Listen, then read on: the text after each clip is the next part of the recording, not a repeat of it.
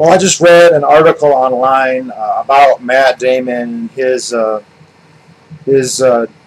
disillusionment with Obama and his anger at Obama, and I was thinking, oh, this is good because I don't like Obama, and even though nothing that Matt Damon does qualifies him as a worthwhile person to listen to when it comes to politics or anything, he is a popular figure, and so.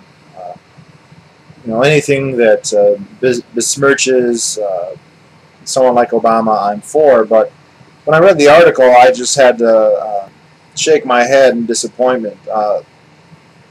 Obama is evil, but the left is totally clueless. His anger towards Obama is in two major areas. Now, when I read it, I thought immediately he's going to say he's mad about the wars that have expanded. Even if you grant that the war in Iraq is over, which it's not, the war in Afghanistan has expanded, the war has expanded into Pakistan, into Yemen, into Libya, obviously, Somalia, the killing and assassination of American citizens without even being charged with a crime, this most recent National Defense Authorization Act, which I actually think has not yet been signed. I mean, the list goes on and on, the bailouts. There are lots of evil things Obama has done, but what is Matt Damon upset about? Matt Damon is upset because, in his words, Obama has not used his mandate to get things done. In Matt Damon's mind, Obama has had a mandate, supposedly because a majority of an electorate, so a minority of the entire country, voted for Obama. Now, we don't know why people vote for candidates. We know that they vote for them before. All we know, they're voting for Obama because they hate McCain or they're afraid what would happen if McCain would vote. I might have made a vote like that. I didn't actually vote, but they may be voting because they're stupid and they just don't even know. They may be accidentally voting. They may want Obama to do a specific number of certain things. They may want just Obama to be president. We don't know why people vote, so there's no way to say he has a mandate. But in any event, Damon thinks that he had a mandate, and he should have used this basically to institute whatever socialist tyranny Matt Damon thinks is the answer to everything, and that he hasn't done this. And all the evil things Obama has done, he doesn't blame Obama for having done them. He doesn't say, oh, these evil things he's done. He blames Obama for just caving to the Republicans. So when Obama launches a missile and kills a whole bunch of people, Obama's bad not because he launched the missile and killed all those people. He's bad because he caved to the Republicans on it. Now, it is true that there are, in general, more members of the Democratic Party who are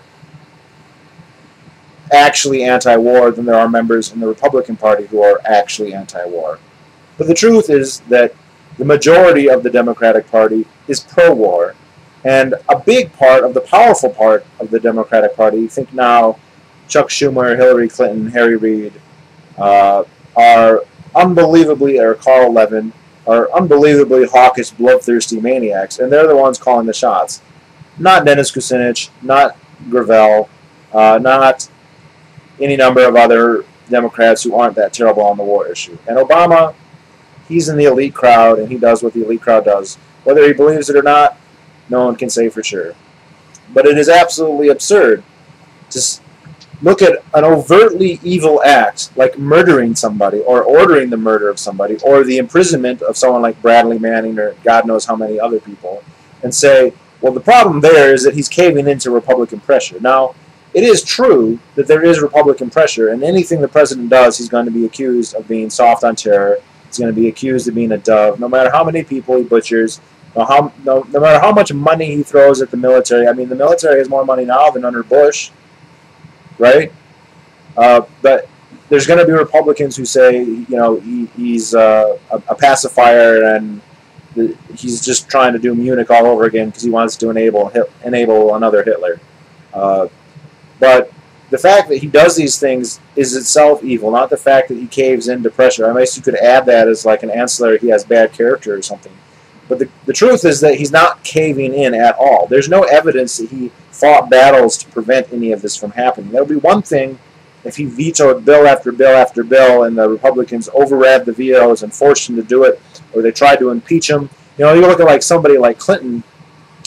Clinton tried to kill Osama bin Laden on 1 or 2 occasions, and then on 1 or 2 more occasions he didn't do it because they weren't sure that they were going to get him, and he was being impeached at the time. All right, so you could argue conceivably that, well, Clinton was being attacked by the Republicans, and under all that pressure, wouldn't you know, he wasn't able to, do the right thing. You could make that argument for Clinton. You cannot make that argument for Obama. He is not being impeached. He's had, for most of his presidency, he's had a majority in both houses. Now he still has a majority in the Senate. He still has a lot of popularity. The media still, by and large, adores him, although this is starting slowly to change because he's becoming so egregious that if you have any principle at all, you have to look, this guy is a fucking dictator tyrant. I just heard today the New York Times is suing over Anwar al-Awlaki. This is a good thing, obviously. It probably won't go anywhere, but you can't say that Obama is just being forced by the Republicans to do this. He wants to do this. And if you paid attention to when he was campaigning, you had every reason to. This is the guy who said all options are on the table with Iran. Explicitly, this means a preventative third strike with nuclear weapons against Iran. So this is a guy who says, even if Iran hasn't attacked anybody, we can nuke Iran out of the blue if we think we have a good enough reason. Now, maybe you agree with that, maybe you don't. That's not a dovish position. That's a hawkish position. This is a guy who called for, in a speech, a civilian military that's as large, as powerful as the U.S. military. Thank God that has not, as far as I can tell, even begun to come into fruition. Of course, we already have something like that. It's called the militia, and it's not going to be out for Obama. And I don't mean the really small groups of people who are overtly part of a militia. I mean the 80 million, 100 million plus gun owners out there can only be pushed so far.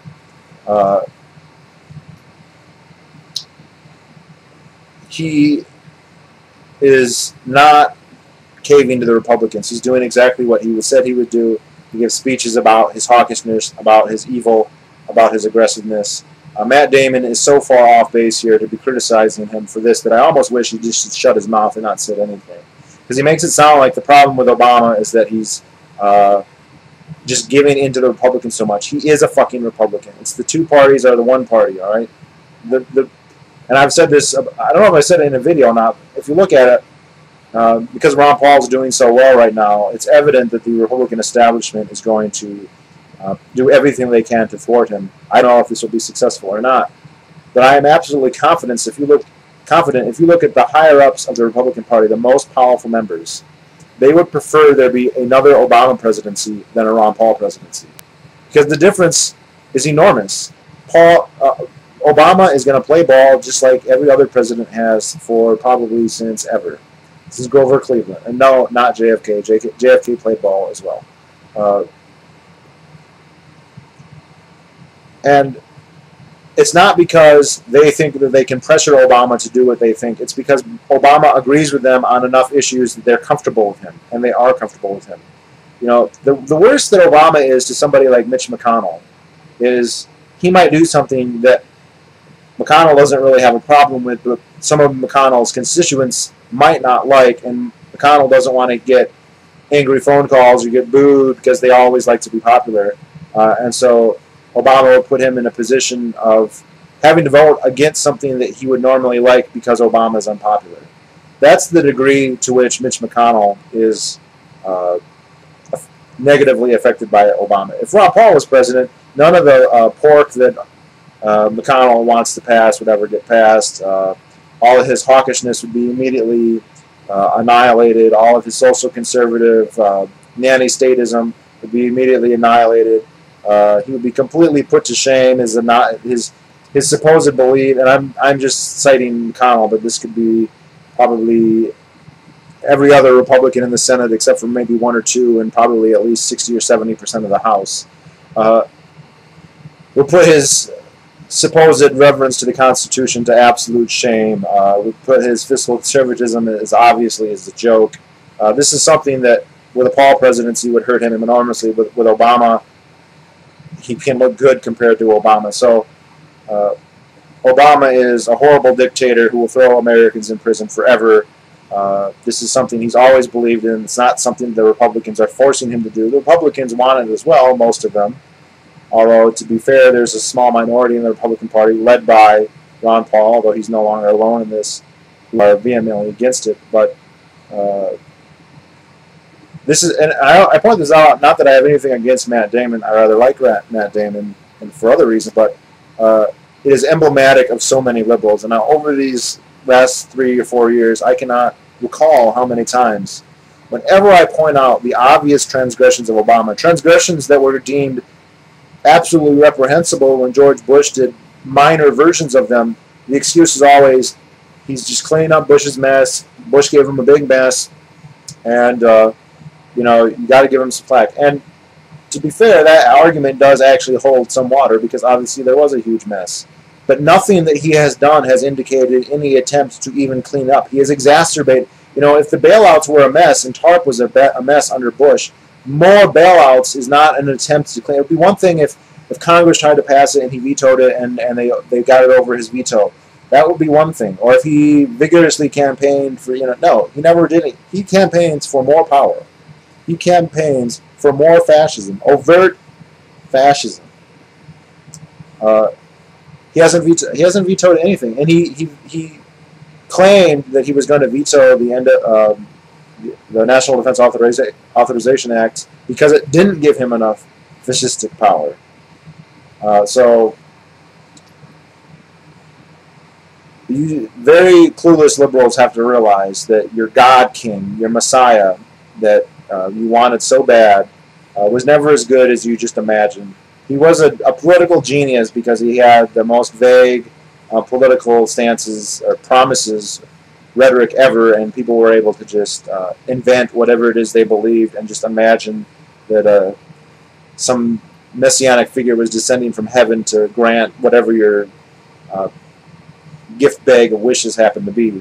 And when he didn't provide it, then they just have this excuse that the Republicans, of course, here again, and Republicans are the same way. You know, when Bush was president and he didn't shrink government and government got bigger, I still have people tell me that he couldn't have his way, the Democrats wouldn't let him. He didn't veto anything, and he had a clean sweep. He had a majority in the House, majority in the Senate, and the majority of the Supreme Court, and he had himself. When he won the election, he had just as much of a mandate, especially after 2004, as Obama ever did. And he didn't. Government just exploded in size, and any conservative who still thinks that he's some kind of minarchist or, you know, limited government person is just completely out of their mind in complete denial. And any Democrat or liberal or progressive who thinks that Obama is anything other than a fascist warlord is living in la-la land. All right, he's a dictatorial killer. All right, he's an authoritarian puke. And I mean, if you're a libertarian, you understand this. I mean, liberals think they want Leviathan because they think Leviathan can be nice. Well, guess what? There's no such thing as nice Leviathan. Leviathan's always going to be really bad and terrible. Even if it tries to be nice, it's going to be awful and destructive. And the thing is, though, the people who want to be Leviathan are never benevolent. They are going to be monsters. They're the best of the liars. They're the most power-hungry, sadistic people in the world. That's who goes there. And Obama, I don't know if that's what he is, but if it's not, that's who put him there, and he knows it. Unless he is actually one of them. I made another video. We don't know what he actually thinks, but this is what he's doing. These are his acts. You judge a tree by its fruit, and his fruit is some of the most vile that I've ever even heard of. He's doing things that Hitler didn't even claim the right to. Now, Hitler did them. Napolitano has pointed this out. Hitler never claimed the right to just execute people. Hitler would say, no, we have a rule of law. They go to trial. Now, these were kangaroo courts. They did it in secret, but Obama has said, we're going to do this. Now, it's true that many Republicans want the executive to have that power, but it's not like he reluctantly took, you know, Emperor Palpatine in Star Wars gives a speech where he says, look, I'm reluctant to take these powers, we shouldn't give these powers, and I'll give them up as soon as I... Okay, Obama didn't even go as far as Emperor Palpatine. He demanded those powers. He never makes any apology that we're ever going to give it up. Just like Lindsey Graham and everybody else, he says the war on terror is going to last forever and that the entire world is a battlefield, even though a couple years ago we were told, well, we got to pass the Patriot Act and fight these wars so the war doesn't come to the United States. Now we're told, well, it's at the United States anyway, and so, no, he's actually worse than Palpatine. He's worse than Bush. The only good thing about him is he does energize the conservative base, which, for all of its faults, at least has the nerve to oppose the government. These liberals, most of them are too stupid to even realize anything wrong has happened, or they do realize it, and the cognitive dissonance is so great that they can't even, they become like inert. They just, I don't know. I mean, they're not going out and voting for Ron Paul, unfortunately, at least not many of them. I hope that this changes. There are signs that it might. The most, I mean, but maybe not. I mean, the most principled liberals were onto Obama a long time ago. Some of them before he got elected, many of them very soon thereafter. And these people have been the Cassandras in the wilderness for years now, and they still don't get the cred. They still, I mean, I still watch roundtables. Obviously, I watch roundtables about Ron Paul, but they'll have, like, on MSNBC, they'll have like 4 or 5 Democrat, and they still think of Obama as this guy who's trying to help everybody and who's just being thwarted by the big bad Republicans. And they're right about the Republicans being big and bad. They're wrong that he's trying to help the little guy. They're wrong that he's not a fascist. And they still don't get it after all this time. You know, I went from just a kid who didn't know anything to being a pretty strong minarchist in just, I don't know, maybe 2 or 3 years, when I was maybe 12 or before. I mean, I was a strong minarchist by the time I was 12. You know, but it was a big shift in my ideology, and there wasn't anything dramatic in that time period. This was in the early to mid-90s. There wasn't really any big, there wasn't a war, there wasn't a financial crisis. There wasn't anything that big, and I was able to come to, but we got 4 years of demonstrable tyranny. In your face, demonstrable tyranny, and most people cannot figure it out. And I know part of it is just there's a rational ignorance. There's nothing they can do about it, so it doesn't make a lot of sense to learn about it. But all of us are going to suffer for this. All of us are suffering for this. Even people who are doing well. I'm doing very well right now, the best I've ever done. But I could be doing a lot better if it wasn't for the government, and if we want to specify Bush, Obama, Clinton. Or Clinton is like looking good now. Clinton looks good. At least they accused the Branch Davidians were charged with, you know, making meth and child abuse. Now, normally when you accuse someone of child abuse, you don't incinerate the children. No, that was going too far. And many of the alleged crimes, like beating babies, turned out to be made up. But at least they made them up. And they didn't, like, shoot them with a Predator drone. There's still a chance that the Davidians were accidentally killed. I tend to think that they weren't. But the government at least claims that it was an accident. They don't just say, we went in there to kill those motherfuckers. They didn't. Bill Clinton never said that. He said, no, we were trying to help.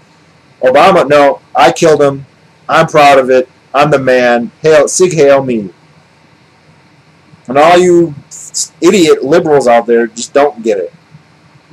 So, I don't know what to say to you people. I know this. Anyone, if any of them happen to see this, which is unlikely because most of my viewers are libertarians, they probably say, "Oh, you're Republican, blah blah blah blah blah blah blah blah blah, the rich." Okay. So, I don't know what to do for you people. I hope that, well, I'm preparing for the worst. I hope that you're not just hoping that Glorious Leader is going to make everything fine, because you're in for a rude awakening if that's your plan for the future. So, all right, peace.